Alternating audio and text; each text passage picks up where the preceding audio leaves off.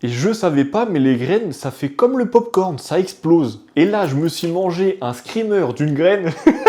Bonjour tout le monde. Aujourd'hui, je réalise pour la première fois une sauce potimarron et un pesto où je remplace les pignons de pain par les graines du potimarron. Donc pour ça, je me suis dit, dans la logique des choses, pour développer les arômes d'une graine, il faut la torréfier. Donc je le fous au four en même temps que mon potimarron. Et je savais pas, mais les graines, ça fait comme le popcorn, ça explose. Et moi, je m'en suis rendu compte, j'étais en train de nettoyer une plante de travail dans la cuisine, bref, on s'en bat les couilles. Et d'un seul coup, j'entends un paf dans le four, et je me dis, mais quoi cette merde? Donc je colle ma face contre la vitre du four pour voir ce qui se passe. Et là, je me suis mangé un screamer d'une graine.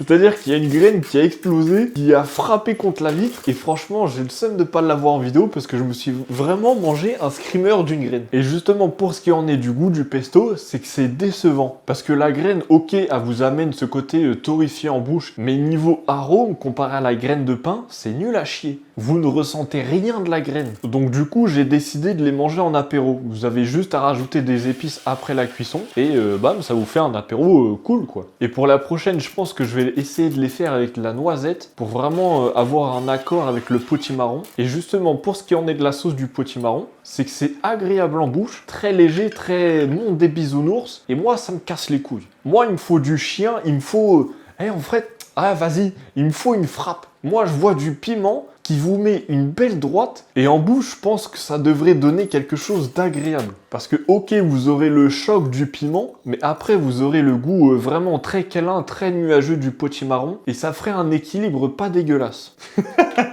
Donc pour la prochaine, c'est toutes les améliorations que je vais apporter au niveau des deux recettes. Et franchement, je vais pas vous mentir, j'ai bien mangé, j'ai apprécié, ce qui est déjà pas mal. Et je pense qu'avec les améliorations, ce sera beaucoup mieux.